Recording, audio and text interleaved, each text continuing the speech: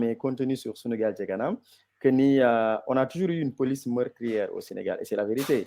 2014 dañu rey Fallou Sène rey nañ benn étudiant ci UGB rey nañ Mamadou Diop récemment près de 13 personnes, une dizaine de personnes, voilà même 26, une trentaine de personnes sont mortes si ay manifestations. C'est que on a des forces de maintien de l'ordre yoo xamante ne dañuy ànd ak brutalité. Mais pour moi, amuñu problème de sécurité. Je sais pas comment est-ce que tu vois ce que je viens de dire par rapport à la question d'Abdou Kane déjà.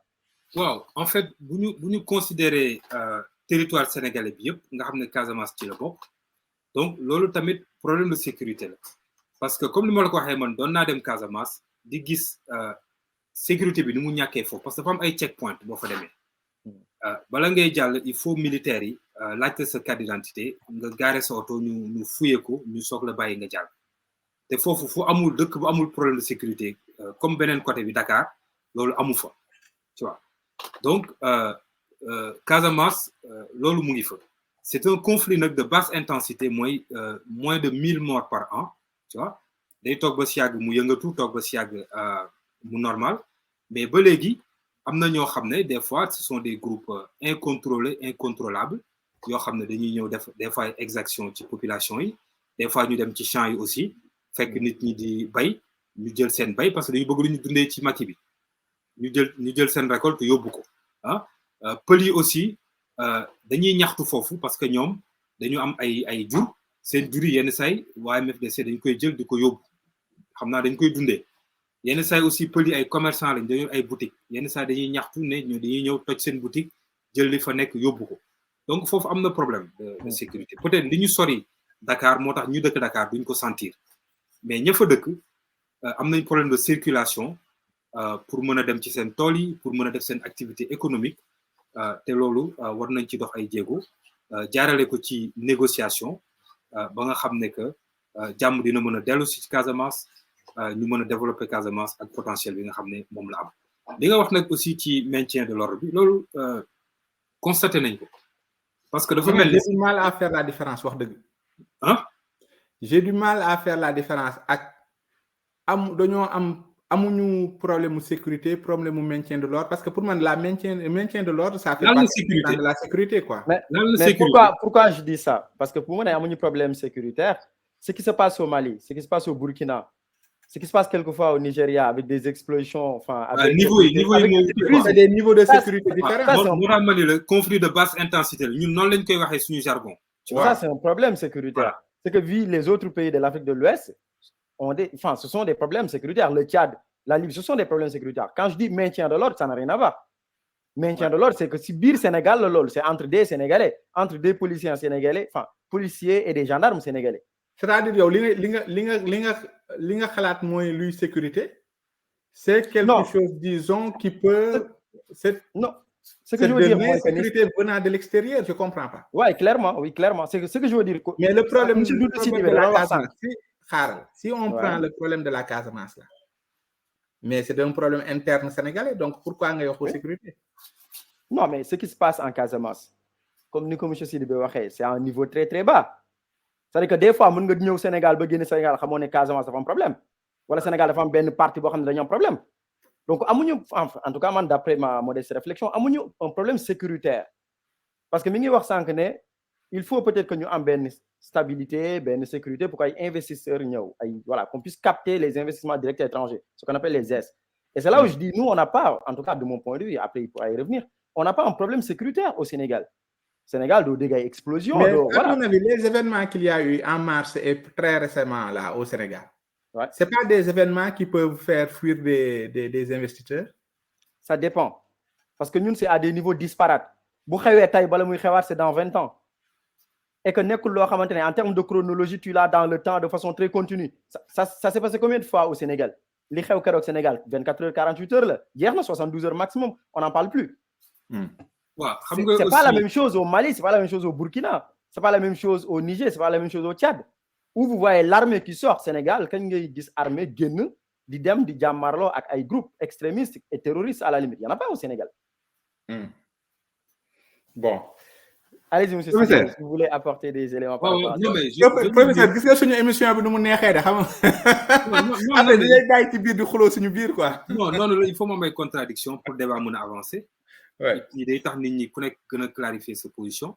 Mais si on élargit le champ sémantique de la sécurité, mais lu wax noonu ci la bokk ci sécurité, c'est-à-dire loo xam ne dafay jógee bitim réew ñëw fekk la sa biir dëkk déstabiliser ko loo xam ne dafa nekk sa biir dëkk aussi nekk aussi problème ak loo xam ne aussi tamit nit ki mënul circuler même sa biir quartier mënoo fa circuler librement parce que ay agresseurs mënuñ la fa fekk nangu li nga yor loolu tamit ci sécurité la bokk du dëgg voilà donc moo tax ma ne début bi loolu il faut mu am ba nga xam ne nit yi dinañu mën a mener seen activité commerciale agricole et autres tranquillement te duñu am problème yu mel noonu nit di leen fekk foofu di yàq seen liggéey donc loolu ci kaaraange ci sécurité la bokk aussi mais li nga wax ci maintien de l'ordre mu ngi intervenir que chaque fois moom ay trouble te trouble yooyu ñoo ngi koy woowee la stasis ci maanaam ci jargon politique ak démocratie tu vois te mu ngi commencé woon ci guerru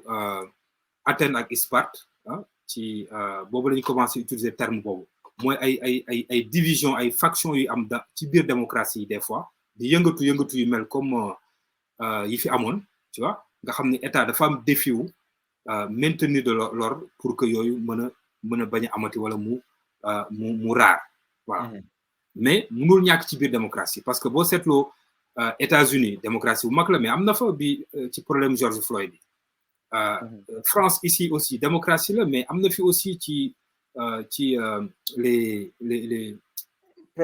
gilets jaunes j'allais dire les gilets jaunes ouais mais récemment avec le gosse là qui ak Nayel voilà moi j'habite pas très loin de là-bas d'ailleurs fi mu amee woon donc vraiment yooyu tamit dafa am solo nit ñi di ci bàyyi xel di ko anticiper nga xam ne bu amee di nga xam naka nga ko mën a gérer ba dégâts yi nga xam ne daf koy am di nga ko mën a wàññi tu vois donc ci kaaraange moom à la kulli alin il faut mu am ci dëkkuwaay yi ak aussi ci territoire bi yëpp voilà. Alors j'avais une autre question vous vous définissez comme le candidat de l'empathie le candidat de l'empathie c'est que vous pour man vous ne dites pas le candidat du progrès social c'est vrai que vous revenez beaucoup sur la justice sociale dina nekk beneen partie boo xam ne dinaa si ñëw ak yow parce que effectivement je pense que c'est l'une de nos plus grosses problématiques au Sénégal la justice sociale. Absolument. Mais déjà bu ñu yemee si le candidat de l'empathie qu'est-ce que vous mettez dans l'empathie? Xam nga lan mooy l'empathie en wolof?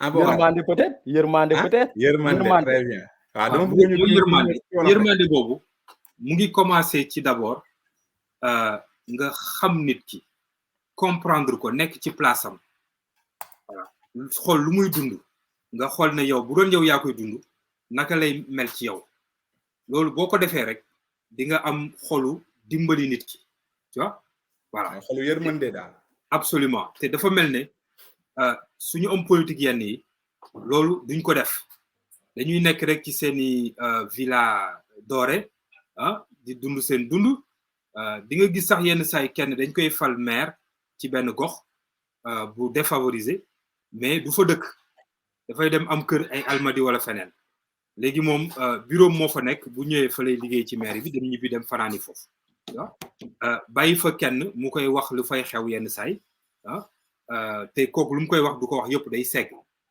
donc parce que bëggatul dund ak ñoom ñu dund donc moom du am empathie boobu pour mën a xam ñi lu ñuy dund ba mën leen dimbali moo tax ma ni Sénégalais yi comme li maire Xaar Bay ma jaaga doon wax ne xale yi ku leen juróon yërëm leen waaw su leen juróon yërëm leen de absolument moo tax tamit boo nekkoon seen place aussi yow di nga yëg seen métit di nga leen yërëm aussi moo tax ma ne dañu war a comprendre Sénégalais yërëm leen ñu fexe ba ñu suqaliku boo xoolee sama programme yëpp sama idée yëpp ci loolu lay jëm ci loolu lay converger vers l'humain naka la ñuy fexe ba nit ki soqaliku ci boppam ba nga xam ne buñ ma faloon bu defee 1 an wala 2 ans bu ma ñëwee fëgg la ne la yow 1 an wala 2 ans yi lan moo ci changé ci yow di nga ma wax ne ma vraiment man gis naa ci sama bopp ci lii ak lii lépp nag mënul changer ndoo en même temps dafa am benn côté boo xam ne dina progresser ci yow ci keneen beneen côté progresser ñuy dem bu ñu demee lépp dina mës a daje mais au moins di nga sentir que ne lii ñuy def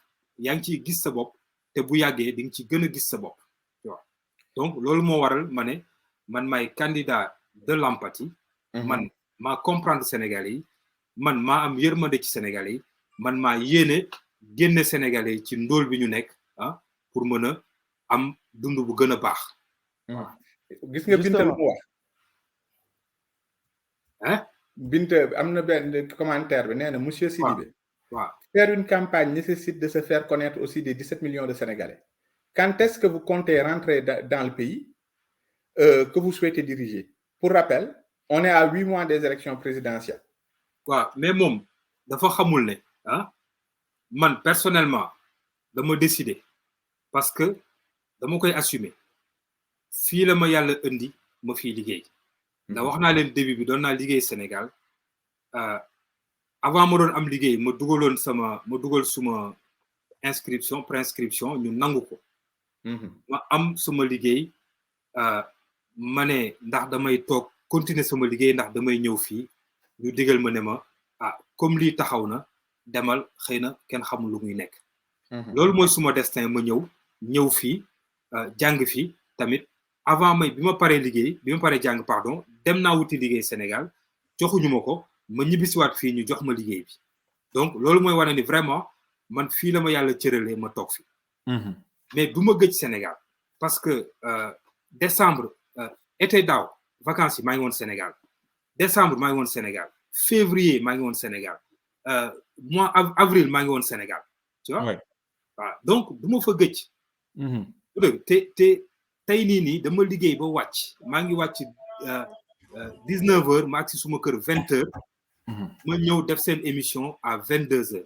yaa ngi dégg dama ni man damay liggéey ba dugg biir palais parce que dama gëm ne politique du profession nit dafa war a am liggéeyam man damay valoriser te ñi nga xam ne aussi dañuy liggéey ñoom seen xel du fënax parce que ñoo ngi liggéey. mais ku nekk ci politique pendant 4 ans 5 ans bàyyi sa liggéey nit ñi wër la ngay nos di nocci amoo benn xalaat buy jëmal réew mi kanam loolu ay complot pour yéeg ak wàcc tu vois di nga dem ba non mais da ngay perdre habitude liggéey ak xalaatu liggéey da nga koy perdre. mais loolu moom je mets un bémol dessus parce que en fait c'est pas sama opinion la il faut pas se déconnecter du travail tu vois. non c'est votre opinion, je suis d'accord, ne vous en faites pas, je parle pas de cette opinion là, c'est-à-dire que ce que je suis en train de dire moi c'est pas sa question. C'est-à-dire que mon waxu la nga dem Sénégal 4 ans 5 ans machin wala nga dem politique politicien. Non, à 8 mois, OK. À 8 mois. Elle est précise, elle dit que il reste plus que 8 mois. D'accord. Et que yow ce programme ak lu mu intéressant test ñu ngi lay déglu. On vous écoute depuis 1h20, ça signe que c'est intéressant. Sinon kii woon nañ bu yàgg ba dem. Donc du coup, ce qu'elle dit c'est que yow da nga war a def ba nga xamante ni 17 millions de Sénégalais yi xam la. Oui. Donc, kañ ngay dem Sénégal pour nit parce que dafa am ay réalité. Ce n'est pas une question de duma liggéey wala bëgguma nekk comme yeneen policiers. Mais am na réalité boo xamante ni une campagne électorale, c'est extrêmement difficile, c'est extrêmement dur. Et il faut être avec le peuple que tu veux qui va te lire pour que dugg koñ yi wax ak ñoom et cetera, c'est du temps. Donc foog naa loolu mooy question. Comprendre naa lu mu wax mais dama koy wax lu tax man ma nekk fii. Ouais. C'est que malgré li ma nekk fii maa ngi dem Sénégal régulièrement depuis ma créé mon parti rythme boobu laay demee Sénégal saa yu ma amee vacances scolaires damay dem Sénégal te bu ma demee Sénégal vous allez continuer comme ça durant la campagne. non attends pareeguma waaw bu ma demee ba mu des quelques mois ci lay jël disponibilité totale pour mën a ñëw eggale li ci des parce que am na ñoo xam ne ñoo ngi politique Sénégal te ñoom dinañ toog sax 1 an du ñu dem seeti seeni militants dañuy tourner rek biir Dakar wala ñu nekk ci média yi wala toog ba mu neex la rek ñun def ñoo ngi tournée nationale ci la ñuy soog a dem tu vois alors que man saa yu ma demee wër naa Sénégal bi ma mujjee nii dama dem ci 2 jours dem naa ba Dagana au nord dugg naa sax ba Rosso Mauritanie tu vois génnaat xam nga Richard Toll balayé Saint-Louis foofu yëpp tu vois daal di demaat Kaolack jóge Kaolack dem ba Sokone wetu frontière u Gambie bi daal di ñëwaat tu vois donc maa ngi wër Sénégal mais dama ci ànd ak efficacité ak discrétion tu vois yenn saa yi ma def pause dem ci média yi mais maa ngi wër Sénégal voilà def visite de proximité biir Dakar aussi saa yi ma ñëwee maa ngi wër foofu yëpp mais nit yi lu ñu bëgg mooy nga dem ba def buzz, quoi. Voilà. Bon, buzz, moi, je ne vais pas chercher un buzz qui, tu vois, bon, ramener que c'est un buzz négatif. Hein? Damay continuer sama yoon bu dee def naa benn action boo xam ne mën na indi buzz tant mieux mais du ma dem di latte ci partout pour bëgg a def buzz ça je le fais pas bokkul ak suma nature quoi. Hein? Mais est-ce que c'est pas plutôt, M. Sidibé, pas question de buzz, mais plutôt question d'être à côté des Sénégalais lorsque les enjeux forts, en tout cas du pays et de la République, se posent? Je pense que ce qu'elle veut dire par là aussi, c'est